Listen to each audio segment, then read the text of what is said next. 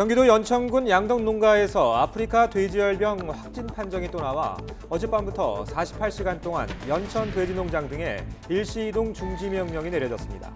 엿새 만에 추가 확진으로 국내 발병은 14건으로 늘었습니다.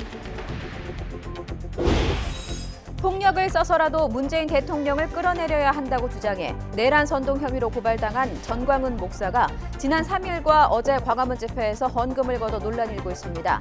전 목사는 헌금을 신고 없이 집회 경비로 모두 썼다고 밝혔는데 목사 개인이 정치 목적 행사를 위해서 돈을 걷었다면 기부금법 위반일 수 있습니다.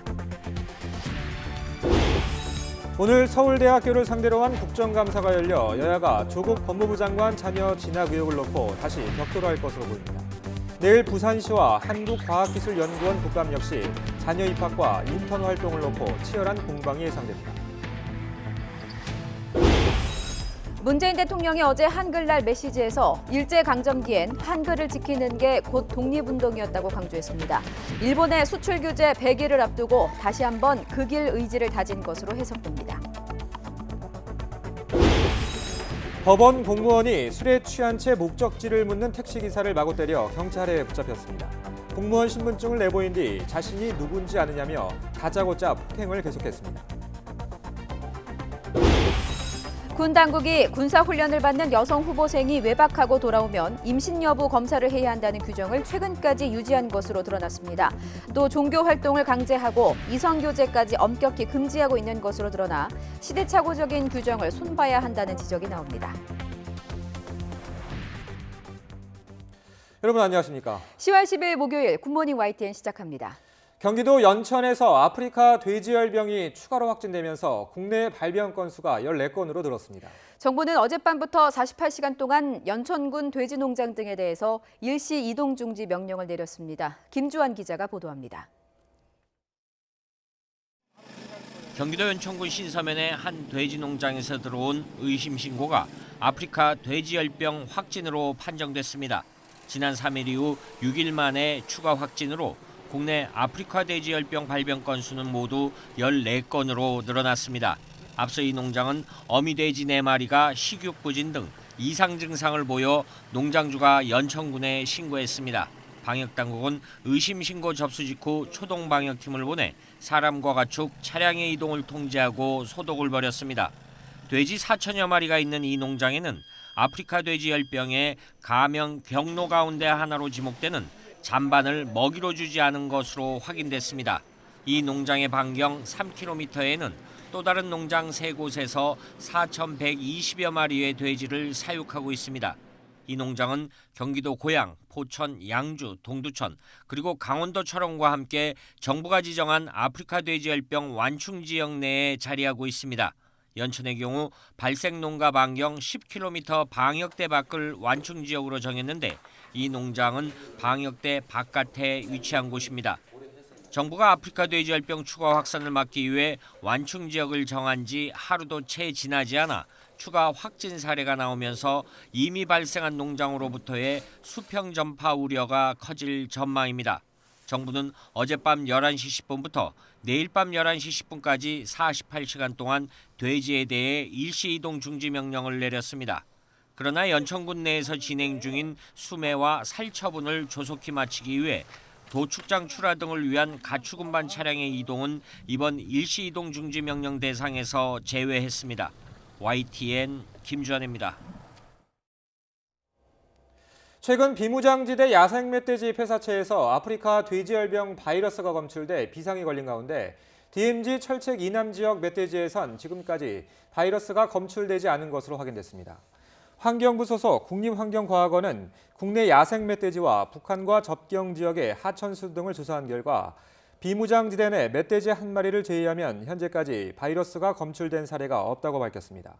환경과학원이 지난해 1월부터 전국적으로 1,157건을 분석한 결과 DMZ 철책 남쪽 지역에서 확보된 시료에선 바이러스가 검출되지 않았습니다. 한글날인 어제 서울 도심 곳곳에서 조국 법무부 장관의 사퇴를 촉구하는 대규모 집회가 잇따라 열렸습니다. 문재인 하야 범국민투쟁본부는 서울 광화문 광장 일대에서 개천절에 이은 두 번째 집회를 열고 조 장관 사퇴와 철저한 검찰 수사 등을 촉구했습니다. 우리공화당도 세종문화회관 앞에서 조 장관 구속을 촉구하는 기자회견을 열었고 참가자들은 집회 뒤에 청와대로 행진했습니다. 이와는 별도로 서울 여의도 국회의사당 부근에서는 조국 장관을 지지하고 검찰 개혁을 촉구하는 시민참여 문화제가 열렸습니다. 경찰은 광화문 등 집회 장소 주변에 5천여 명의 경력을 투입해서 충돌을 막았습니다. 폭력을 써서라도 문재인 대통령을 끌어내려야 한다고 주장해 내란 선동 혐의로 고발당한 전광훈 목사가 지난 3일과 어제 광화문 집회에서 헌금을 걷어 논란이 일고 있습니다. 기부금법 위반이라는 지적이 나오고 있습니다. 보도에 홍성욱 기자입니다. 지난 3일 조국 법무부 장관 퇴진을 요구하는 광화문 집회. 오늘 이 행사 중에 가장 기쁜 시간이 돌아왔습니다. 무슨 시간이냐고요? 헌금하는 시간입니다. 헌금하는 시간. 거의 모든 언론은 전 목사가 집회 현장에서 하얀색 헌금함을 돌렸다고 보도했습니다. 그러나 실제로는 집회 관계자들이 노란 종이봉투를 일일이 들고 다니며 돈을 걷었습니다. 전 목사는 그런 방식으로 모두 1억 6천만 원이 거쳤다고 말했습니다. 헌금함은 광화문이 아닌 문재인 대통령 하야를 요구하는 청와대 앞 농성장 안에 지난 6월부터 지금까지 놓여 있습니다. 기부금법 4조, 1,000만 원 이상 모금하려면 관계기관에 반드시 등록해야 합니다. 어기면 처벌받습니다. 다만 종교단체는 신고하지 않고 자유롭게 기부금, 즉 헌금을 거둘 수 있습니다. 대신 반드시 종교활동을 위해 써야 한다는 단서가 붙습니다. 그런데 전 목사는 광화문에서 거둔 헌금은 집회 경비로 모두 썼고 별도로 신고하지도 않았다고 밝혔습니다. 신문 광고비에다가 또 뭐 그 스태프들에다가 또 그 무대 전체에다가 LED에다가 또 무슨 인쇄물에다가 많을 수 없어요. 돈이 천문학적으로 들어요. 드는데 그 돈에 대해서 이제 사실 일부에 도움이 돼요. 헌금하면. 광화문 헌금이 기부금법 위반 소지가 있다는 얘기입니다. 집회 현장에서 예배 등 일부 종교 활동을 했다 하더라도 헌금 모금은 부적절했다는 비판은 개신교계에서도 나옵니다. 그때는 헌금으로 명칭해서 사용하지 않는 게 사실 더 좋지요. 기부금을 걷습니다. 모금을 합니다. 그래서 우리는 이렇게 사용하겠습니다라고 얘기해야지만 정직한 것이지. 기부금법의 규제를 받지 않고 헌금을 거두려면 모금 주체는 개인이 아닌 단체여야 합니다. 광화문 집회와는 별개로 처분 권한을 전 목사에게 모두 위임한다고 적힌 헌금함 자체가 논란이 되는 이유입니다. 모금 주체를 사용 권한을 가진 전 목사 개인으로 볼 여지가 있기 때문입니다. 헌금은 개인이 아닌 종교단체에 기부하는 것이고 개인은 헌금을 받을 자격이 없습니다. 따라서 개인이 헌금을 받고 이를 임의로 사용하는 것은 기부금법에 위반됩니다. 그러나 전 목사는 자신이 세운 교회 정관을 통해 헌금 사용 권한을 넘겨받았기 때문에 문제가 없다고 주장합니다. 종교 활동의 정의도 모호해서 전 목사 측이 조국 퇴진 집회를 종교 활동의 일환이라고 주장한다면 기부금법 위반 여부를 가리기는 더욱 힘들어집니다. YTN 홍서욱입니다. 조국 법무부 장관 관련 의혹을 수사하는 검찰이 조 장관 부인 정경심 동양대 교수가 사용하던 노트북의 행방을 쫓고 있습니다. 서울중앙지방검찰청은 정 교수의 자산관리인 역할을 한 증권사 직원 김경록 씨를 피의자 신분으로 불러 보관하고 있던 노트북을 정 교수에게 전달했는지 확인하기 위해 관련 CCTV 영상을 검증했습니다. 앞서 김 씨는 검찰 조사에서 조 장관 인사청문회 당일 정 교수 요청으로 서울 여의도 켄싱턴 호텔로 찾아가 자신의 차량 뒷좌석에 있던 정 교수의 노트북을 전달했다는 취지로 진술한 것으로 전해졌습니다. 여당이 김 씨의 인터뷰 녹취가 공개된 유튜브 방송과 같은 시간에 소환돼 검찰의 보복성 조사가 의심된다고 지적한 데 대해서는 특정인이 진행하는 방송 방영과 무관하다고 반박했습니다. 지난 2004년 서울중앙지방법원에서 영장정담 부장판사를 지낸 이충상 경북대 법학전문대학원 교수가 조국 법무부 장관 동생 조모 씨의 영장 기각을 공개적으로 비판했습니다. 이 교수는 지인들에게 보낸 서신을 통해 조 장관 동생에 대한 구속영장 청구를 기각한 건 법원 스스로 오점을 찍은 것이라고 밝혔습니다. 특히 이 교수는 교사 채용 비리와 관련해 돈을 조 씨에게 전달한 2명은 영장이 발부됐는데 돈을 최종적으로 받은 주범에 대해 기각한 건 큰 잘못이라며 도망할 염려가 있다고 보고 구속해야 한다고 지적했습니다. 국회 교육위원회는 오늘 오전 10시부터 서울대학교 국정감사를 엽니다. 서울대 국감은 조국 법무부 장관과 관련해 두 자녀의 인턴 의혹과 딸의 장학금 지급 경위 등을 둘러싸고 여야의 공방이 예상됩니다. 또 2001년 서울대 교수로 임용된 조 장관의 휴직 복직 이력과 폴립해서 논란도 집중 거론될 전망입니다. 문재인 대통령이 어제 한글날을 맞아 일제강점기에는 한글을 지키는 게 곧 독립운동이었다고 강조했습니다. 일본의 수출 규제 100일을 앞두고 다시 한번 그 길 의지를 다진 것으로 해석됩니다. 김영수 기자의 보도입니다. 문재인 대통령은 조선어 연구의 선각자들과 함께 고문과 옥살이를 감내하며 우리말 큰 사전을 편찬한 주시경 선생의 글꼴로 한글날 메시지를 옮겼습니다. 문 대통령은 일제강점기에는 한글을 지키는 게 곧 독립운동이었다면서 민족 정신을 상기했습니다. 그러면서 우리의 산업화와 민주화 역시 국어학자들이 목숨을 내던지며 한글을 지킨 덕분이라고 의미를 부여했습니다. 한글 창제의 뜻은 민주주의 정신과 통한다고 했던 재작년, 영릉을 직접 참배하고 애민 정신을 강조했던 지난해와 비교해보면 사뭇 결연하기까지 합니다. 이 때문에 문 대통령이 일본 수출 규제에 대한 우리 정부와 기업, 국민의 대응을 독립운동에 빗대 그 길을 강조한 것이라는 분석이 나옵니다. 최근 국무회의에서는 일본 수출 규제 시행 100일을 앞두고 우리가 잘 대처하고 있다면서 조금 더 속도를 내달라고 주문하기도 했습니다. 정부와 기업의 신속하고 전방위적인 대응, 여기에 국민의 응원까지 한데 모여서 지금까지는 대체로 잘 대처해왔고 단합된 대응으로 이번 도전을 기회로 바꾸면 경제 체질과 경쟁력을 강화하는 진정한 그 길을 이룰 수 있다는 당부로 풀이됩니다. 문 대통령은 이와 함께 세계적으로 한글을 배우려는 열기가 뜨겁고 한류 밑바탕에도 한글이 있다면서 자긍심을 느끼고 있다고 말했습니다. YTN 김영수입니다. 여야는 한글날을 맞아 세종대왕의 애민 정신을 되새기겠다고 한 목소리를 내면서도 서로를 공격하는 말도 빠뜨리지 않았습니다. 더불어민주당 이재정 대변인은 부끄럽게도 정치권의 막말 사태가 끊이지 않는다며 우리 말과 글을 어지럽히고 함부로 쓰는 정치인들의 모습이 부끄럽다고 논평했습니다. 자유한국당 이창수 대변인은 세종대왕이 강조한 애민은 찾아볼 수 없다면서 대통령의 불통과 아집으로 한국이 뒷걸음질치고 국민은 분노와 절망, 배신감을 토로한다고 비판했습니다.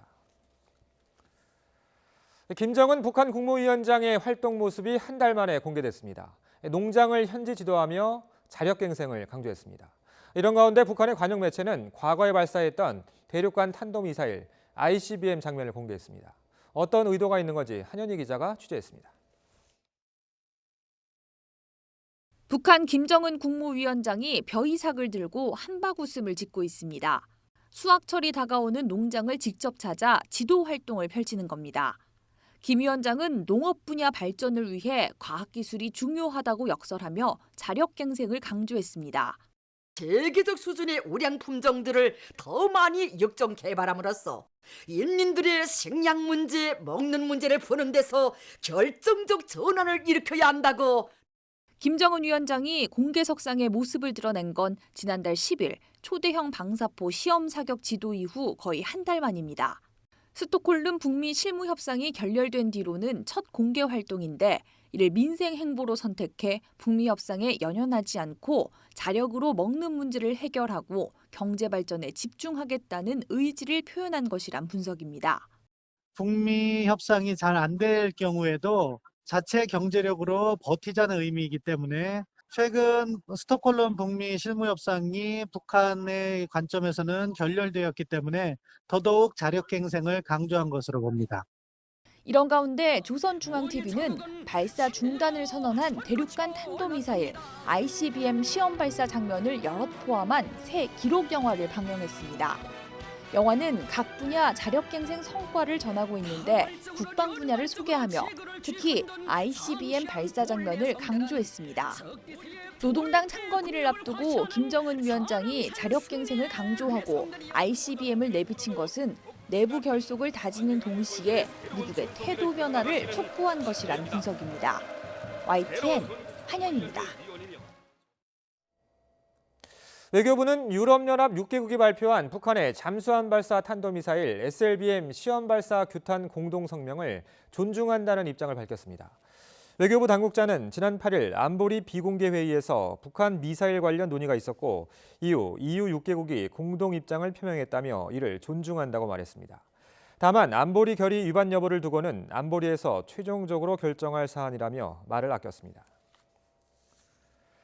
북미 비핵화 실무 협상이 결렬된 가운데 북한이 처지가 비슷한 쿠바 사례를 들며 미국이 원조와 제재를 이용해 다른 나라를 복속시키려 한다고 비난했습니다. 북한 내각기관지 민주조선은 미겔 디아스카넬 쿠바 국가평의 의장이 트위터에 신식민주의, 군국주의, 가혹한 경제 제재를 제창하면서 세계를 제패할 야망만을 가지고 있는 정부가 무슨 지원을 한단 말인가라는 글을 올렸다고 소개했습니다. 디아스카넬 의장이 지난달 26일 올린 이 글에는 트럼프 미국 대통령이 유엔 총회에서 연설하는 사진이 첨부돼 야망만을 가지고 있는 정부는 미국을 뜻하는 것으로 보입니다. 이도훈 외교부 한반도 평화교섭본부장이 미국 방문 일정을 마치고 귀국 비행기에 올랐습니다. 이 본부장은 미국과 북한이 지난 5일 스웨덴에서 진행한 실무협상이 별다른 성과 없이 결렬된 뒤 미국을 방문했습니다. 이 본부장은 현지 시각 9일 귀국길 워싱턴 DC 덜레스 국제공항에서 기자들과 만나 서로 심도 있게 협의했고 앞으로 상호 공조하면서 비핵화 문제의 진전을 위한 공동 노력을 계속해 나가기로 했다고 말했습니다.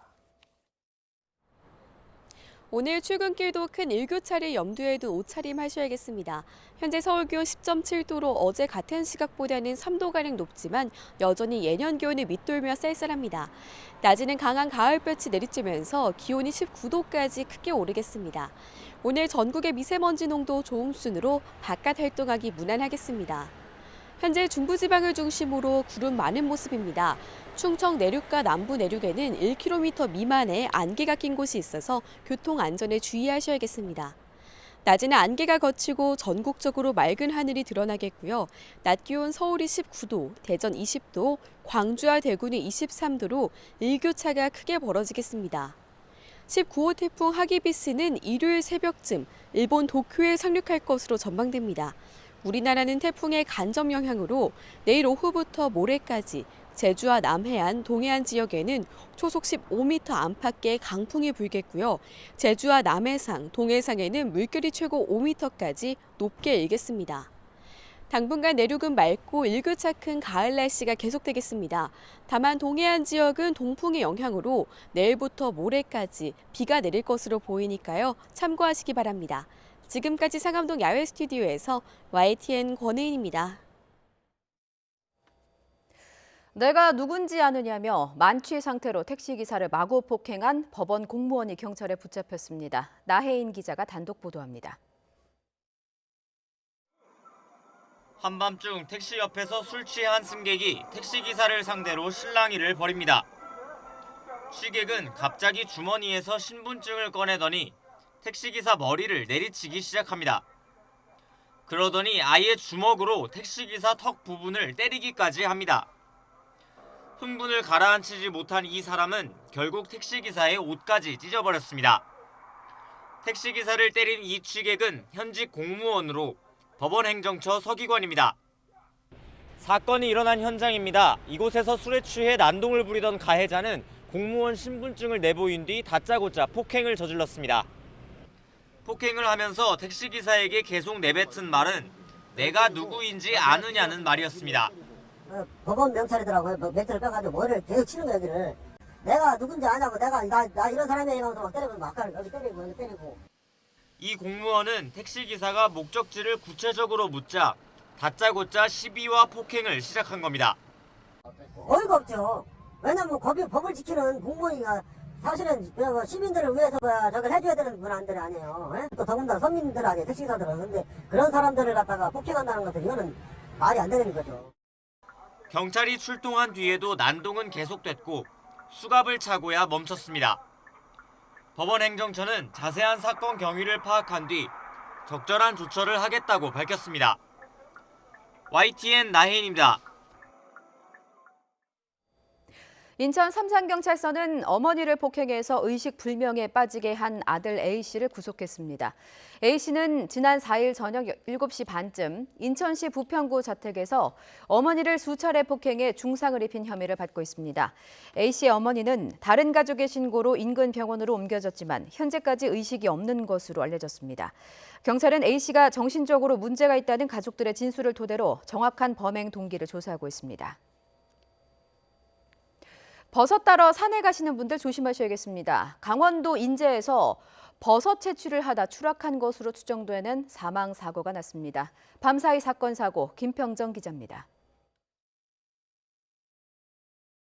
칠흑 같은 어둠 속 강원도 인제군 기린면에서 실종자 수색이 진행됐습니다. 6시간에 걸친 수색 끝에 하천 인근 야산 절벽에서 의식을 잃은 60살 A씨가 발견됐지만 결국 숨졌습니다.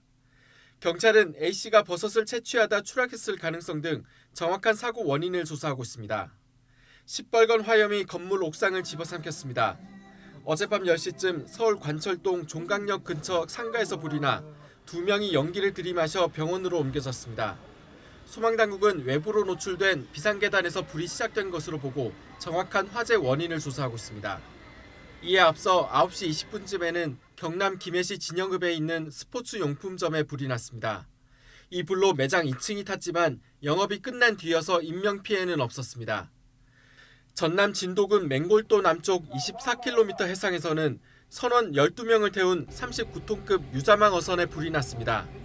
선원은 모두 근처 다른 어선에 구조됐고 해경이 선박용 소화장치로 50여 분 만에 큰 불길을 잡았습니다. YTN 김평정입니다. 한국도로공사가 더불어민주당의 중재 속에 톨게이트 요금 수납원 정규직 전환 문제를 양대 노총 가운데 한국노총과 우선 타결했습니다. 양측은 민주당 을지로위원회 중재에 따라 정규직 전환 소송 2심에 계류 중인 수납원들을 직접 고용하고 1심이 진행 중인 직원 900여 명은 판결에 따라 직접 고용하기로 합의했습니다. 합의서에는 근로조건은 노사 간 협의로 추진하고 공사는 유감 표명을, 노조는 농성을 해제한다는 내용도 담겼습니다. 하지만 민주노총에 속한 500여 명은 전원 정규직 전환을 요구하며 합의에 불참했고 민주당의 경북 김천 본사 방문도 거부했습니다. 군 당국이 군사훈련을 받는 여성 후보생이 외박을 하고 돌아오면 임신 여부 검사를 해야 한다는 구시대적인 규정을 최근까지 유지해온 것으로 드러났습니다. 이뿐만이 아닙니다. 종교 활동을 강제하고 개인들의 이성교제까지 엄격히 금지하고 있었습니다. 이런 시대착오적인 규정을 손봐야 한다는 지적이 커지고 있습니다. 조은지 기자의 단독 보도입니다. 공군 기본군사훈련단이 지난 4월까지 유지한 병영생활 교육지침서입니다. 여성 후보생이 임신할 경우 도태, 그러니까 탈락을 원칙으로 한다면서 특별외박을 마치고 돌아오면 임신 테스트를 받아야 한다고 명시돼 있습니다. 최근 규정이 바뀌면서 임신 테스트 조항이 빠졌지만 이번엔 주말 종교행사 참석은 필수라는 문구가 등장합니다.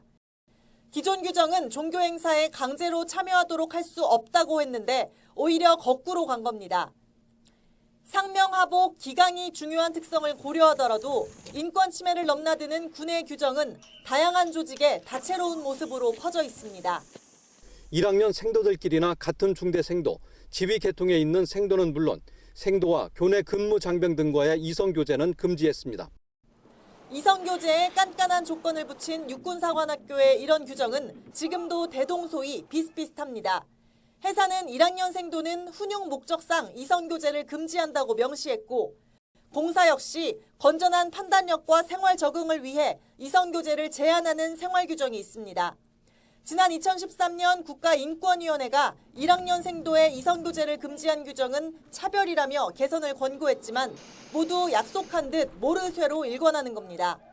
해병대는 아예 한 발 더 나가 지휘 체계를 흔든다는 이유로 장교와 부사관 간의 교제까지 금지했습니다. 군 내부에 남아있는 전근대적이고 반인권적인 이런 규정들은 문제라고 생각을 합니다. 군 자체로 전수조사를 해서 합리적인 개정 방안을 찾아야 된다고 생각을 합니다.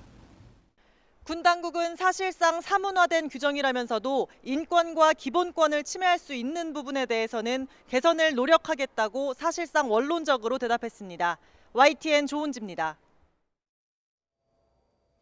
쿠르드족을 겨냥한 터키군의 시리아 북부 군사작전이 전격 시작됐습니다. 트럼프 미국 대통령은 이번 작전을 지지하지 않으며 시리아 주둔 미군에도 작전에 개입하지 말라고 지시한 것으로 전해졌습니다.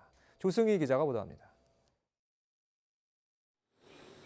레제프 타이프 에르도안 터키 대통령은 트위터를 통해 시리아 북부에서 군사작전이 시작됐다고 밝혔습니다. 에르도안 대통령은 테러 통로의 형성을 막고 지역의 평화를 가져오겠다고 강조했습니다. 현지 언론들도 터키군 F-16 전투기가 출격해 쿠르드족이 장악한 라스 알 아인을 공습했다고 보도했습니다. 쿠르드족 시리아 민주군 측은 터키 전투기가 민간 지역을 공습해 주민들이 공포에 빠졌다고 밝혔습니다.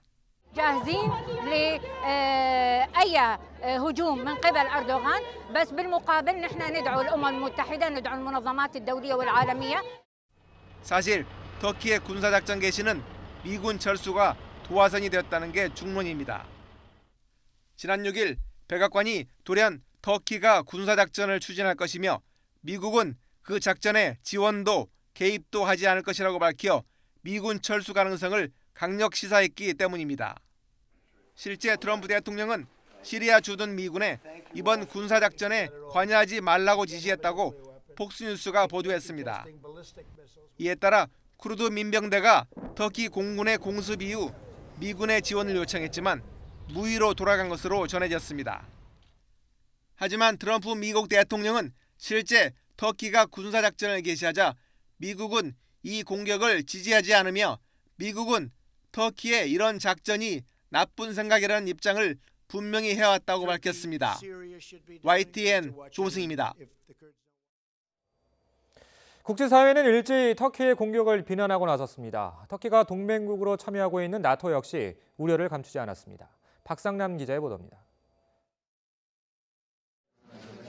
장클로드 융커 EU 집행위원장은 터키에 쿠르드족을 겨냥한 시리아 군사작전 중단을 요구했습니다. 융커 위원장은 군사행동은 좋은 결과로 이어지지 않을 것이라면서 터키가 시리아 북동부에 설치하려는 소위 안전지대와 관련해 EU가 돈을 지불할 것이라고 기대하지 말라고 경고했습니다. 시리아 안전지대는 지난달 초 미국과 터키가 쿠르드족이 장악한 시리아 북동부와 터키 국경 사이에 설치하기로 합의한 완충지대를 뜻합니다. 옌스 스톨텐베르크 북대서양 조약기구 사무총장 역시 터키의 자제를 촉구했습니다. 이탈리아를 방문한 그는 주세페 콘테 이탈리아 총리와 회담한 뒤 기자들과 만나 같은 나토 동맹국인 터키의 자제를 촉구했습니다. We must not jeopardize the gains we have made together against our common enemy, ISIS, because ISIS continues to pose a grave threat to the Middle East and North Africa and to all our nations. 그는 시리아 북동부 지역을 더 불안하게 하고 더 많은 인명피해를 야기할 행동을 피하는 것이 중요하다면서 이 문제에 대해 에르도안 터키 대통령과 논의할 것이라고 말했습니다. 유엔 안보리는 터키의 군사작전 문제를 논의할 긴급회의를 열 것이라고 유엔 주재 외교관들을 인용해 AFP 통신이 전했습니다. 긴급회의 개최는 벨기에, 프랑스, 독일, 영국, 폴란드 등이 요청한 것으로 알려졌습니다. YTN 박상남입니다. 경기도 연천군 양돈 농가에서 아프리카 돼지열병 확진 판정이 또 나와 어젯밤부터 48시간 동안 연천 돼지 농장 등에 일시 이동 중지 명령이 내려졌습니다. 엿새 만의 추가 확진으로 국내 발병은 14건으로 늘었습니다. 조국 법무부 장관의 동생 조모 씨에 대한 구속영장이 법원에서 기각된 데 대해 검찰은 즉각 반발하고 재청구 여부를 검토하고 있습니다. 조 장관 부인 정경심 교수의 신병 처리 등에도 영향이 불가피할 것으로 보입니다. 오늘 서울대학교를 상대로 한 국정감사가 열려 여야가 조국 법무부 장관 자녀 진학 의혹을 놓고 다시 격돌할 것으로 보입니다. 내일 부산시와 한국과학기술연구원 국감 역시 자녀 입학과 인턴 활동을 놓고 치열한 공방이 예상됩니다. 미국 교도소에 복역 중인 70대 남성이 여성 93명을 살해했다고 뒤늦게 자백했는데 50건 정도가 사실로 확인됐습니다. 이 연쇄살인법은 무려 35년 동안 주로 취약계층 여성을 상대로 범행을 저질렀습니다. 경기도 연천에서 아프리카 돼지열병이 추가로 확진되면서 국내 발병 건수가 14건으로 늘었습니다. 정부는 어젯밤부터 48시간 동안 연천군 돼지 농장 등에 대해 일시 이동 중지 명령을 내렸습니다. 김주환 기자가 보도합니다. 경기도 연천군 신서면의 한 돼지 농장에서 들어온 의심 신고가 아프리카 돼지열병 확진으로 판정됐습니다. 지난 3일 이후 6일 만에 추가 확진으로 국내 아프리카 돼지열병 발병 건수는 모두 14건으로 늘어났습니다. 앞서 이 농장은 어미돼지 4마리가 식욕부진 등 이상 증상을 보여 농장주가 연천군에 신고했습니다. 방역당국은 의심 신고 접수 직후 초동방역팀을 보내 사람과 가축, 차량의 이동을 통제하고 소독을 벌였습니다. 돼지 4천여 마리가 있는 이 농장에는 아프리카 돼지열병의 감염 경로 가운데 하나로 지목되는 잔반을 먹이로 주지 않은 것으로 확인됐습니다.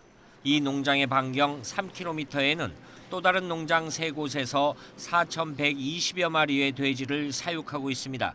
이 농장은 경기도 고양, 포천, 양주, 동두천 그리고 강원도 철원과 함께 정부가 지정한 아프리카 돼지열병 완충 지역 내에 자리하고 있습니다. 연천의 경우 발생 농가 반경 10km 방역대 밖을 완충 지역으로 정했는데 이 농장은 방역대 바깥에 위치한 곳입니다. 정부가 아프리카 돼지열병 추가 확산을 막기 위해 완충 지역을 정한 지 하루도 채 지나지 않아 추가 확진 사례가 나오면서 이미 발생한 농장으로부터의 수평 전파 우려가 커질 전망입니다. 정부는 어젯밤 11시 10분부터 내일 밤 11시 10분까지 48시간 동안 돼지에 대해 일시 이동 중지 명령을 내렸습니다. 그러나 연천군 내에서 진행 중인 수매와 살처분을 조속히 마치기 위해 도축장 출하 등을 위한 가축 운반 차량의 이동은 이번 일시 이동 중지 명령 대상에서 제외했습니다. YTN 김주환입니다. 최근 비무장지대 야생 멧돼지 폐사체에서 아프리카 돼지열병 바이러스가 검출돼 비상이 걸린 가운데 DMZ 철책 이남 지역 멧돼지에선 지금까지 바이러스가 검출되지 않은 것으로 확인됐습니다. 환경부 소속 국립환경과학원은 국내 야생 멧돼지와 북한과 접경 지역의 하천수 등을 조사한 결과 비무장지대 내 멧돼지 한 마리를 제외하면 현재까지 바이러스가 검출된 사례가 없다고 밝혔습니다. 환경과학원이 지난해 1월부터 전국적으로 1,157건을 분석한 결과 DMZ 철책 남쪽 지역에서 확보된 시료에서는 바이러스가 검출되지 않았습니다. 한글날인 어제 서울 도심 곳곳에서 조국 법무부 장관을 규탄하는 보수 성향 단체들의 집회가 또 열렸습니다. 참가자들은 청와대 부근까지 행진하며 조 장관 사퇴와 철저한 검찰 수사 등을 촉구했습니다. 나인 기자가 보도합니다. 한글날 휴일 광화문 광장이 태극기와 시민들로 가득 찼습니다. 조국 장관 파면을 촉구하는 종교단체 등이 모인 범국민투쟁본부가 지난주 개천절에 이어 대규모 집회를 열었습니다. 우리공화당 등 박근혜 전 대통령의 석방을 요구하는 다른 보수 성향 단체들이 모이면서 집회 행렬은 숭례문 근처까지 이어졌습니다. 참가자들은 양손에 태극기와 성조기를 들고 조 장관 사퇴와 철저한 검찰 수사, 정권 퇴진 등을 요구했습니다.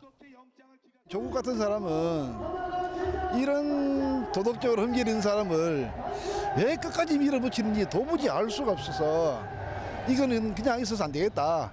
가족들 비리, 딸 입시 비리 이런 게 전부 다 지금 국민들이 붕괴하고 있잖아요. 국민의 한 사람으로서 이거는 아닌 것 같아요.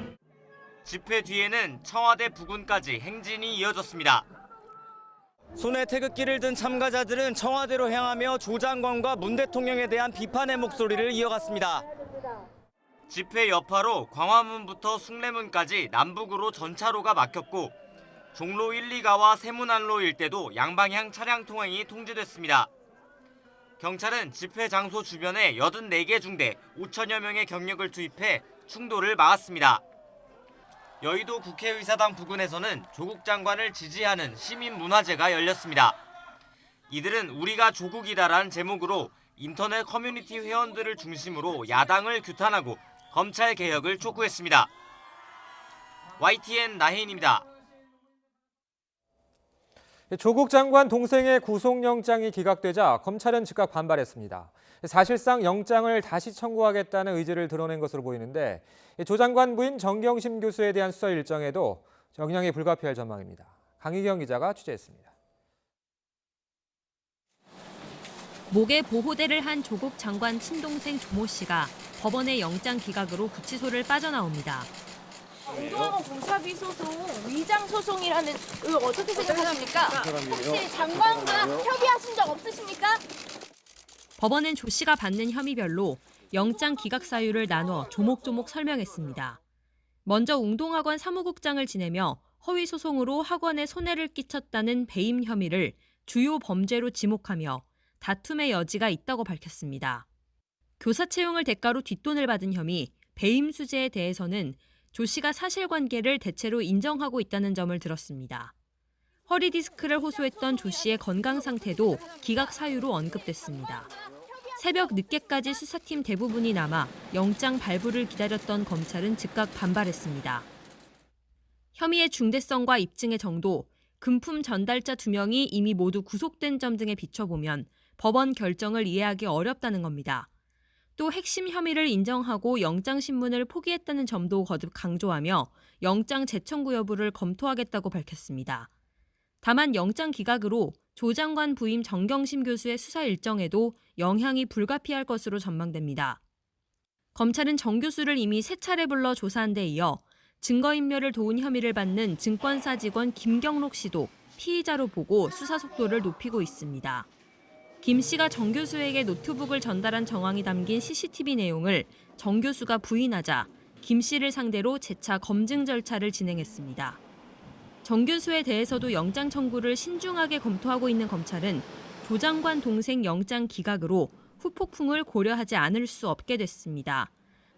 특히 정 교수가 여러 번 입원할 정도로 건강 악화를 호소해왔다는 점에서 조 씨의 영장 기각 사유와 겹쳐 검찰의 고민이 커질 것으로 보입니다. YTN 강희경입니다. 지난 2004년 서울중앙지방법원 영장 전담 판사를 지낸 이충상 경북대 법학전문대학원 교수가 조국 장관 동생의 영장 기각을 공개적으로 비판했습니다. 이 교수는 지인들에게 보낸 서신을 통해 조 장관 동생에 대한 구속영장 청구를 기각한 건 법원 스스로 오점을 찍은 것이라고 밝혔습니다. 특히 이 교수는 교사 채용 비리와 관련해 돈을 조 씨에게 전달한 2명은 영장이 발부됐는데 돈을 최종적으로 받은 주범에 대해 기각한 건 큰 잘못이라며 도망할 염려가 있다고 보고 구속해야 한다고 지적했습니다. 법무부가 검찰 개혁안을 발표하자 여당은 당 차원의 후속 대책을 논의하는 등 개혁에 속도를 냈습니다. 반면 야당은 계속해서 장외투쟁을 이어가며 조국 장관 사퇴 공세를 이어갔습니다. 이승배 기자입니다. 법무부의 검찰개혁안 발표에 이어 더불어민주당은 검찰개혁 특별위원회를 소집했습니다. 법무부 안에 대한 당 차원의 지원 방안 등 후속 대책을 논의하기 위해서입니다. 패스트트랙 법안에 대한 내용도 다루는 등 사법개혁안의 본회의 상정을 시사한 문희상 국회의장의 언급 이후 실무 작업을 서두르는 모습입니다. 10월 말이면 본회의에 상정될 수 있는 것이다라고 저희들은 이제 봤고, 그렇다면은 그 시점을 기반으로 해서 이게 이제 꼭 상정될 수 있도록, 본회의 꼭 상정될 수 있도록 당력을 좀 모아야 되는 것 아니냐. 검찰개혁에 속도를 내는 여당과 달리 야당은 장외투쟁에 집중했습니다. 황교안 대표와 나경원 원내대표를 비롯한 자유한국당 의원들은 광화문 집회에 참석해 조국 장관 사퇴 공세를 이어갔습니다. 광장 정치를 둘러싼 비판 여론을 의식한 듯 당 차원으로 준비했던 지난 광화문 집회와 달리 이번에는 일반 시민 자격으로 그리고 자발적 참여로 방식도 바꿨습니다. 국민들의 분노가 문재인 정권을 향하고 있습니다. 국민들의 이런 분노를 가볍게 생각해서는 결국 망국의 길을 가게 될 것입니다. 국민의 목소리를 들으십시오. 검찰 수사 상황과 계속되는 집회 여론에 촉각을 곤두세우면서 여야 모두 정면 돌파 의지를 다지고 있습니다. YTN 이승배입니다. 20대 국회 마지막 국정감사가 조국 장관을 둘러싼 소모적인 공방전으로 흐른다는 비판이 만만치 않은 가운데 오늘 최대 승부처인 서울대학교 국감이 열립니다. 특혜 진학 의혹에 대한 공방전에 여야가 사활을 걸었는데 내일은 또 부산시와 한국과학기술연구원 국감이라서 첩첩산중입니다. 보도에 조은지 기자입니다. 조국 장관과 윤석열 검찰총장 두 키맨이 등장하지 않는 무대 가운데는 서울대가 국정감사 최대 승부처로 꼽힙니다. 2001년 서울대 교수로 임용된 조 장관의 휴복직 이력과 폴리페서 논란부터 두 자녀의 인턴 의혹, 딸의 장학금 지급 경위 등 대중 폭발력이 큰 사안이 모두 모여 있습니다. 서울대학교라는 국민으로부터 가장 신뢰받는 대학교에서 이런 증명서가 위조됐다 그러면 정말 국민들 경악하지 않겠습니까? 검찰에선 인턴 품앗이 정황을 확인한 것으로 알려졌지만 조 장관 측은 딸 조민 씨가 서울대에서 실제 인턴을 했다며 당시 학술대회 참석 영상까지 공개했습니다. 저는 봉사활동이나 인턴을 하고 나서 받은 것을 학교에다가 제출했습니다. 위조를 한 적도 없습니다. 자녀 특혜 진학 의혹의 불씨는 고스란히 이튿날 부산시 국감으로 옮겨붙을 수밖에 없습니다. 조민 씨의 부산대 의전원 입학 경위와 6학기 연속 장학금의 배경부터 멀리는 부산 의료원장과 대통령 주치의 선정에 이르기까지 야당의 난타가 예상됩니다. 의전원에서 겨우겨우 공부 따라가고 있는 따님의 지도교수가 대표로 있는 장학기금에서 성적이 안 되는 학생인데도 불구하고 장학금을 수여했다는데 알고 있느냐? 모든 사람이 다 있는 공개된 자리에서 참석한 사람들과 밥을 먹고 저는 서울로 올라왔습니다. 그 자리에서 장학금 얘기가 나올 수도 없고 장학금 얘기를 부탁한 적도 없습니다. 같은 시간 한국과학기술연구원 키스트도 국정감사를 받는데 역시 인턴 활동에 대한 진실 공방이 불가피해 보입니다. 따님이 몇 번 왔나? 3일밖에 출근을 안 했어요. 네. 어떻게 된 겁니까? 태그를 한 경우도 있고 여러 명하고 같이 갈 때는 태그를 찍지 않고 들어간 경우가 많았다고 그러면 합니다. 최소한 방문증을 왜 합니까? 이들 상임위는 조 장관 일가에 대한 검찰 수사와도 정확히 맥이 닿아 있어 여야는 사활을 걸고 정면 승부를 예고하고 있습니다. YTN 조은지입니다. 조국 법무부 장관 가족의 자산관리인으로 알려진 증권사 직원 김경록 씨의 인터뷰 내용을 두고 유시민 노무현 재단 이사장과 KBS 사이에 진실 공방이 뜨거워지고 있습니다. 관련 내용 정리해 보겠습니다. 자, 사건의 발단은 김경록 씨가 그제 유시민 이사장의 유튜브 방송에 나와서 정경심 교수도 피해자라며 정 교수를 두둔하는 취지의 인터뷰를 한 겁니다. 지난달 10일 KBS와의 인터뷰에서 정 교수의 사모펀드 관련 혐의를 증언했던 것과는 달라진 모습이었죠. 유 이사장은 KBS가 김 씨와 인터뷰를 한 뒤 방송은 내보내지도 않고 관련 내용을 검찰에 흘렸다며 KBS와 검찰에 유착 의혹을 제기했습니다. 이에 대해서 KBS 측은 인터뷰 내용을 검찰에 전달한 적이 없고 김 씨의 증언을 교차 검증하기 위해 일부 사실관계를 검찰에 확인했을 뿐이라고 해명했습니다. 특히 인터뷰 다음 날 메인 뉴스를 통해 김 씨의 육성을 보도했다고 강하게 반박했지만 유 이사장은 어젯밤 이 내용을 재반박했습니다. 직접 들어보시겠습니다. 근데 그 보도는 인터뷰 기사가 아니에요. 네. 그냥 검찰발 기사를 묶어서 예. 김경록 씨의 음성 변조된 문장을 한두 개씩 거기 끼워넣은 거거든요. 예, 예. 1시간을 인터뷰하고 와서 CEO가 나서야죠. 이건 위기 상황이잖아요. KBS로서는. 예. 양성동 사장님이 빨리 그 1시간짜리 영상 그걸 보시라고. 예. KBS는 유 이사장의 의혹 제기가 허위 주장이라면서 법적 대응을 예고했고 이번 인터뷰와 관련해 조사위도 구성하겠다고 밝혔습니다. 유 이사장은 한 종편 채널이 알릴레오와 김경록 씨와의 인터뷰 녹취록을 보도하는 것과 관련해 자신과의 녹취록이 맞다면서도 유출 경로는 파악하지 못했다고 말했습니다. 이어서 들어보시죠. 변호인한테서 언론에 나갔던, 변호인에게 검찰로 가고 검찰에서 언론에 나갔던 그렇게 나간 거죠.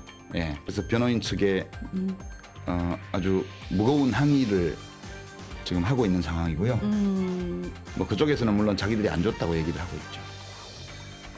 검찰은 유 이사장의 방송에 대해서 김 씨의 일방적 주장이 특정한 시각에서 편집돼 매우 유감스럽다고 밝혔고, 유 이사장은 검찰도 일방적인 주장을 하는 건 마찬가지라고 맞받아쳤습니다.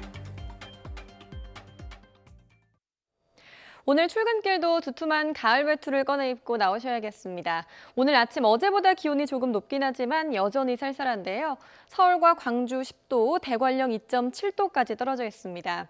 낮에는 기온이 10도 이상 크게 오릅니다. 서울 낮 기온 19도, 광주 23도까지 오르겠습니다. 기온이 크게 떨어지면서 어제 새벽 올가을 첫 서리가 관측됐습니다. 대관령의 모습인데요. 오늘 아침까지도 강원과 경북 북동 산간에는 서리가 맺히는 곳이 있겠습니다. 오늘 전국 하늘 구름만 가끔 지나겠고요. 미세먼지 걱정 없이 공기도 깨끗하겠습니다. 찬 공기 덕분에 태풍도 우리나라를 비껴갔습니다. 19호 태풍 하기비스는 일요일 새벽 도쿄 부근 육상에 상륙할 것으로 보이는데요. 다만 태풍의 간접 영향으로 내일 오후부터 모레까지 제주와 동해안, 전남해안에는 바람이 강하게 불겠고요. 너울성 파도도 높게 일겠습니다. 시설물 관리와 해안가 안전사고에 주의해 주시기 바랍니다. 지금까지 날씨 정보였습니다. 미국이 중국과의 무역 협상을 앞두고 제재 대상 중국 기업 명단을 발표해 협상 전망을 어둡게 하고 있습니다. 지난달 말까지만 해도 부분적인 합의 가능성이 나왔는데 다시 예측 불허의 상황으로 빠져드는 분위기입니다. 베이징에서 강성욱 특파원이 보도합니다. 미국 상무부가 새로 제재 대상으로 올린 중국의 기관과 기업은 모두 28개입니다. 여기에는 세계적인 인공지능과 감시 카메라 제조업체 등 8개 기업도 포함됐습니다. 신장 위구르 지역 소수민족에 대한 구금과 감시 등 인권 침해에 연루됐다는 게 미국의 설명입니다. 중국 정부는 내정 간섭이라며 즉각 반발했습니다. 新疆根本不存在美方所称的所谓的人权问题，有关指责不过是美方为干涉中国内政蓄意制造的借口。 이번 갈등은 눈앞에 다가온 양국의 고위급 무역협상 전망을 어둡게 만들고 있습니다. 중국의 류어 부총리가 다른 협상 때와는 달리 시진핑 주석의 특사가 아니라는 설도 나왔습니다. 그만큼 중국이 이번 협상에 대한 기대를 낮췄다는 겁니다. 하지만 미국의 이번 조치가 협상 전략의 하나일 수 있다는 분석도 있습니다. 협상에서 기선을 제압해 더 많은 실익을 챙기려는 계산이라는 해석입니다. 실제로 백악관은 미국은 중국의 제안을 기다릴 뿐 모든 것에 열려 있다고 밝혔습니다. We are open to various ideas, and let's see what they bring. Negotiating is an art, and there's a lot of communications, and this is a new start. 트럼프 대통령이 탄핵 문제로 수세에 몰려 있고 북핵 실무 협상 전망이 밝지 않다는 점도 변수입니다. 때문에 중국과의 부분 합의를 통해 돌파구를 찾을 가능성도 남아있어 여전히 예측 불허의 상황입니다. 베이징에서 YTN 강성웅입니다. 주미대사로 내정된 이수혁 더불어민주당 의원이 최근 미국 정부로부터 주재국 부임 동의를 뜻하는 아그레망을 받은 것으로 확인됐습니다. 정부 소식통은 이 의원이 아주 최근 아그레망을 받았다며 조만간 주미대사로 공식 임명될 예정이라고 말했습니다. 청와대는 지난 8월 9일 이 의원을 주미대사로 내정했다고 공식 발표했지만 미국에서 2달 가까이 아그레망이 나오지 않았습니다. 북한이 스톡홀름 북미 실무협상 결렬 이후 공개한 기록 영화에 발사 중단을 선언한 대륙간 탄도미사일 ICBM 시험 발사 장면을 다수 포함한 것으로 나타났습니다. 조선중앙TV는 자력으로 승리 떨쳐온 빛나는 역사라는 제목의 100분 분량의 새 기록 영화를 방영했습니다. 각 분야 자력갱생 성과를 전한 영화는 후반부에 김정은 위원장의 국방 분야 자력갱생을 소개하며 최근 발사한 북극성 3형과 초대형 방사포 등 김 위원장 집권 기간 시험 발사한 무기를 모두 담았습니다. 북한은 또 최근 잇따라 열린 우리의 서울 수복 69주년과 국군의 날 기념행사를 문제 삼으며 대남 비난을 이어갔습니다. 북한 대외 선전 매체 려명은 지난달 28일 해병대 사령부 주관으로 개최된 69주년 서울 수복 기념행사 등을 거론하며 대결 분위기를 고취했다고 주장했습니다. 또 지난 1일 문재인 대통령이 참석한 가운데 대구 공군기지에서 열린 71주년 국군의 날 기념식에 대해선 미국에서 끌어들인 첨단 전쟁 장비까지 하늘에 띄워놓고 객기를 부린 것은 공공연한 위협이고 고의적인 도발이라고 반발했습니다. 현직 법원 공무원이 술에 취해서 택시기사를 마구 때려 경찰에 붙잡혔습니다. 서울 서초경찰서는 폭행 혐의로 법원행정처 소속 서기관 A씨를 입건해서 조사하고 있습니다. A씨는 그제 새벽 3시 50분쯤 서울 서초동 중앙지법 앞 도로에서 술김에 택시기사 50살 최모 씨의 얼굴과 가슴 등을 수차례 때린 혐의를 받고 있습니다. A씨는 폭행 당시 최 씨에게 공무원 신분증을 보여주면서 내가 누군지 아느냐고 말하는 등 위협한 것으로 전해졌습니다. 법원행정처는 자세한 사건 경위를 파악한 뒤 적절한 조처를 하겠다고 밝혔습니다. 서울 지하철 9호선 일부 구간의 파업이 노사 합의 체결로 종료됐습니다. 다른 지하철 노조와 연대 파업까지 우려됐지만 노사 모두 한 발씩 양보한 덕분에 교통 대란은 피할 수 있게 됐습니다. 안윤학 기자입니다. 서울 지하철 9호선 2, 3단계 노조의 파업이 이틀 만에 종료됐습니다. 노사가 오후 1시를 기해 2019년 임금 협상을 최종 타결했습니다. 올해 기본급 5.7% 인상에 3개월 단위 탄력적 근무제 도입, 근무 환경 개선 등이 주요 합의 내용입니다. 이에 따라 언주역에서 중앙보훈병원까지 해당 구간에 내려졌던 비상수송 대책이 전면 해제돼 운행이 정상화됐습니다. 노측이나 사측이나 서로 한 발씩 양보해서 시민의 안전을 생각하면 합의를 하게 된 계기가 된 것 같습니다. 앞으로 안전 인력이 더 충원될 수 있도록. 앞서 노조는 4개월에 걸친 사측과 교섭에서 합의점을 찾지 못해 지난 7일부터 파업에 돌입했습니다. 사측의 대체 인력 투입으로 별다른 운행 차질은 빚어지지 않았습니다. 그러나 협상 결렬 시 노조는 오는 16일부터 서울교통공사 노조와 연대 파업을 예고한 상태라 교통 대란이 우려됐습니다. 노사가 막판까지 한 발씩 양보한 덕분에 극한 충돌을 피했습니다. 그러나 핵심 쟁점인 호봉제 도입과 민간 위탁구조 폐지에 대해선 합의문을 내지 못해 노사가 TF를 구성해 접점을 모색할 계획입니다. YTN 안윤학입니다. 미국의 한 교도소에서 살인 혐의로 복역 중인 70대 남성이 여성 93명을 살해했다고 뒤늦게 자백했는데 이 가운데 절반 넘게 사실인 것으로 확인됐습니다. 미국판 이춘재로 불릴 만한 연쇄 살인범 세뮤얼 리틀은 주로 사회적 취약계층 여성을 대상으로 범행을 저질렀습니다. 이규준 기자의 보도입니다. 연쇄살인범 세뮤얼 리틀이 기억을 더듬어 직접 그린 피해 여성들의 초상화입니다. 수십 년 전에 자신이 살해한 여성의 키와 몸무게, 인상차기를 생생하게 기억해냅니다.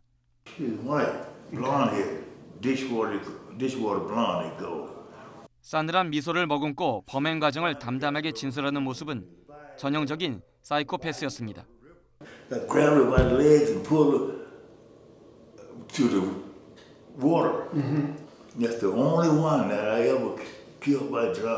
권투 선수 출신의 리틀은 여성 3명을 살해한 혐의로 종신형을 선고받고 복역 중에 엽기적인 범행을 뒤늦게 털어놓았습니다.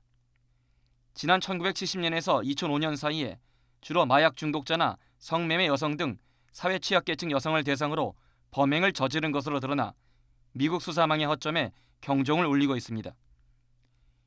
미 연방수사국은 리틀이 자백한 살인사건 93건 중 적어도 50건은 사실로 확인됐다고 밝혀 미국 최악의 연쇄살인범으로 기록될 가능성이 큽니다. FBI는 제보 등을 통해 아직 확인되지 못한 희생자들의 신원을 파악하기 위해 리틀의 자백 영상을 공개했습니다. YTN 이교준입니다. 한글날인 어제 청명한 가을 날씨였죠. 시민들은 전통 문화를 체험하며 한글날의 의미를 되새겼습니다. 구수건 기자입니다. 새파란 가을 하늘 아래 펼쳐진 북한산 자락. 사이좋게 등산에 나선 부부의 발길을 붙잡은 건 작은 방향제입니다. 말린 꽃을 묻혀 직접 만들어 보니 색다른 기분입니다. 어렸을 때 점토 만들고 처음 만들어 본 건데 그 옛날 기억나고 재밌더라고요. 좋은 글귀를 예쁜 한글로 써보기도 하고 전통 문양 나무 목걸이를 만드는 재미에 푹 빠지기도 합니다. 한글날을 맞아 지자체가 마련한 전통 체험의 장입니다. 다양한 뭐라고 할까요? 체험거리가 있었고 문화가 있는 곳이기도 하거든요. 한문화가 더 확장될 수 있는 여력을 좀 만들려고 하고 있습니다. 좀 뒤로 가. 됐어. 손을 꼭 잡고서 휴대전화 카메라 앞에 선 커플. 한옥마을 골목을 배경으로 추억을 남깁니다. 오늘 날씨도 정말 좋고 와이프랑 이런 역사가 느껴지는 공간에 와서 한글날을 좀 더 느끼고 싶어서. 북한산과 한옥을 배경으로 사진을 찍거나 한가로이 산책을 즐기기도 합니다. 모처럼 맑게 갠 하늘과 따사로운 햇살 아래서 시민들은 가족과 친구와 또 연인과 쉼표 같은 한글날을 보냈습니다. YTN 구수본입니다. 전남 장성 황룡강변에 10억 송이의 가을꽃이 활짝 핀 축제가 열리고 있습니다. 장성역에 KTX가 다시 정차하면서 관광객이 몰려들고 있습니다. 나연호 기자가 다녀왔습니다. 강줄기를 따라 형형색색 가을꽃이 온 들판을 뒤덮었습니다. 한들한들 코스모스가 연분홍 물결을 만들고 그윽한 향기는 꽃길을 걷는 사람을 취하게 합니다. 만발한 꽃을 배경으로 한 인생샷은 덤입니다. 집에만 있기 너무 좋은 날씨여서 아쉬워가지고 꽃축제 한다고 나왔는데 꽃도 너무 알록달록 예쁘고 바람이 너무 많이 불어서 기분이 좋아요. 3km도 넘는 강변에는 천일홍과 핑크뮬리, 코스모스 등 온갖 꽃이 피어 손님을 맞이합니다. 국화로 만든 황금빛 드레스를 비롯해 행사장 곳곳에는 이색 정원이 마련돼 시선을 사로잡습니다. 나오니까 꽃들도 만개해 있고 정말 가을 분위기가 물씬 느껴지는 것 같아요. 특히나 저는 광주에서 이렇게 왔는데 한 15분 정도 걸려서 이렇게 좋은 곳을 올 수 있다는 게 너무나도 좋은 것 같습니다. 태풍 미탁 영향으로 개막이 늦춰졌지만 흥행에는 문제가 없었습니다. 개막하기도 전 이틀 동안만 15만 명 넘는 인파가 다녀갈 정도로 인기가 높습니다.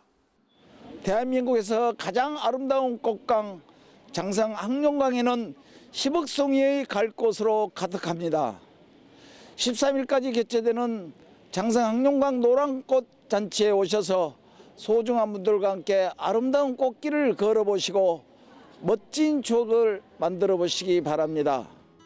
높은 인기에 장성군은 애초 13일까지였던 축제 기간에 더해 오는 20일까지 가을 나들이객 맞이 기간을 정했습니다. YTN 나연호입니다. 전북 정읍에선 구절초 향기가 은은한 축제가 열리고 있습니다. 이곳엔 오정권 기자가 다녀왔습니다. 하나, 둘, 셋. 구름 한 점 없는 어느 멋진 가을날. 이런 단어, 이런 말은 아마 이럴 때 써야 할 것 같습니다. 친목도모회 그런 참 와서 왔는데 너무 좋으네요. 네. 이런 곳이 있는지 몰랐는데 와 보니까 정읍에 대해서 또 다시 알게 되고.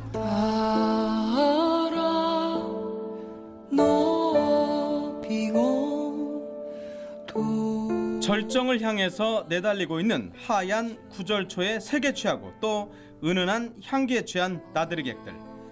언제 이런 가을을 또 느껴보냐는 듯 연신 카메라 셔터를 누르며 웃음꽃을 뿌려댑니다. 오랜만에 왔거든요.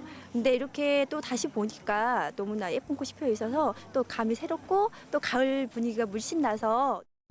보통 들판에서 쉽게 접할 수 있고 약초로도 쓰이는 구절초. 이렇게 한 곳에 군락지를 형성하고 있으니까 소나무 숲 그리고 개천과 어우러지면서 한 폭의 그림이 됐습니다. 이곳에 이제 보시는 것처럼 이렇게 소나무가 많이 있잖아요. 예. 그리고 이제 주변에 이렇게 쭉 이게 삥 도는 곳이 출영천입니다. 천. 예, 출영천. 예. 이제 그 물은 이쪽을 돌아서 다시 이제 옥정호까지 들어가는데. 9번 꺾이는 풀이라서 이름 붙여진 구절초.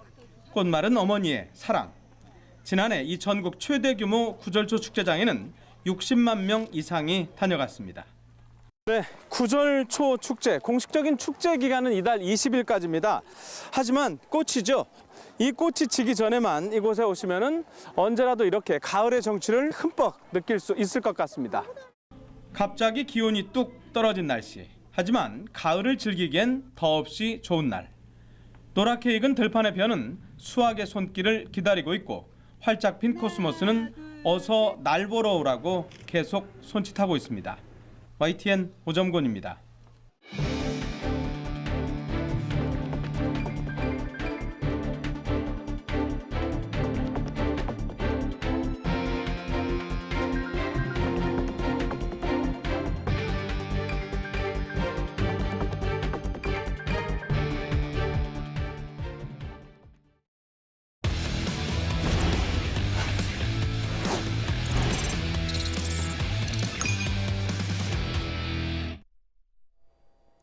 끝날 때까지는 끝난 게 아니죠. 프로야구 준 플레이오프 3차전에서 LG가 키움에 역전승을 거두고 2연패 뒤에 반격의 첫 승을 올렸습니다. 최은성과 페게로의 솔로 홈런 2방이 LG를 구했습니다. 보도에 김상익 기자입니다. 원정 2연패로 벼랑 끝에 몰렸던 LG가 위기에서 탈출했습니다. 잠실벌을 뜨겁게 달군 홈런포 2방이 승리의 원동력이었습니다.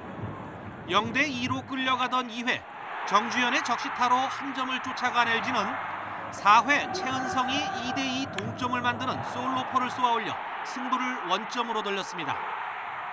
7회 정주현의 3루타에 이은 오지환의 희생플라이로 역전에 성공한 LG는 8회 페게로의 큼지막한 수올로 쐐기포가 터지면서 승리를 지켜냈습니다. 3타수 2안타 1득점 1타점과 함께 수비에서도 맹활약한 LG의 정주현은 3차전 MVP에 뽑혔습니다. 아직 2번 더 남았으니까요. 더 2번 이겨서 꼭 올라가도록 하겠습니다. 내일 또 지면 끝이니까요. 차우찬 선수, 윌슨 선수 다 대기시키도록 하겠습니다. 1, 2차전에서 끝내기 홈런과 통안의 동점타를 내줘 패배의 빌미를 제공했던 LG 마무리 고우석은 3차전에서도 감독의 믿음 속에 9회 마운드에 올랐습니다. 또다시 원아웃 2, 3루 동점 위기가 찾아왔지만 2개의 외야 플라이로 마무리하면서 계속된 시리즈 악몽에서 벗어났습니다. 그렇게 불론을 하고 나서도 이 큰 경기에 감독님이 저를 믿어주시고 형들도 저를 믿어주고 저희 팀 코치님 다 저를 믿어주고 9회에 올라가서 제가 막을 수 있게 기회를 줘가지고 너무 감사드리고 역대 28번의 준 플레이오프에서 2차전까지 내리진 팀이 뒤집기에 성공한 경우는 단 2번. 끝내기를 노리는 키움은 4차전 선발로 최원태를, 기적을 꿈꾸는 LG는 임찬규를 마운드에 올립니다. YTN 김상익입니다. 축구 국가대표팀이 오늘 저녁 8시 경기도 화성에서 피파 랭킹 202위의 스리랑카를 상대로 카타르 월드컵 2차 예선 2차전 경기를 갖습니다. 지난달 투르크메니스탄과의 1차전에서 2대 0으로 승리한 대표팀은 홈에서 대량 득점으로 기분 좋은 연승을 거둔다는 계획입니다. 벤투 감독은 그러나 약체팀을 상대로 한 다득점 예상이 현실이 되지 않는 게 현대축구라며 지나친 낙관을 경계했습니다. 벤투 감독은 선수 기용과 관련해서는 손흥민의 출전을 예고했지만 출전 시간과 교체 시기에 대해서는 말을 아꼈습니다. 프로농구 DB가 외국인 선수 오누아쿠와 김종규가 나란히 팀 내 최다인 18점을 올린 데 힘입어서 인삼공사를 86대 81로 누르고 개막 2연승을 달렸습니다. DB의 오누아쿠는 상대의 팀 파울로 얻은 자유투를 국내 팬들에게는 낯선 언더핸드 자유투로 던져서 눈길을 끌었습니다. SK는 LG와의 창원 원정 경기에서 105대 76으로 대승을 거둬 개막전 패배 이후에 2연승을 기록했습니다. 올 시즌 전창진 감독이 지휘봉을 잡은 KCC는 홈에서 삼성을 92대 79로 이기고 2승 1패가 됐습니다.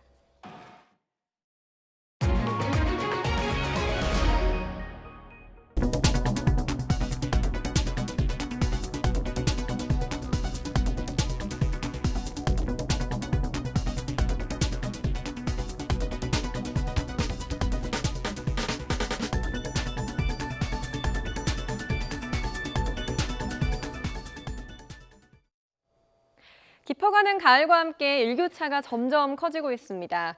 오늘 아침 서울 기온은 10.7도로 어제 아침보다 조금 높지만 여전히 쌀쌀한데요. 한낮 기온은 19도까지 오르겠습니다.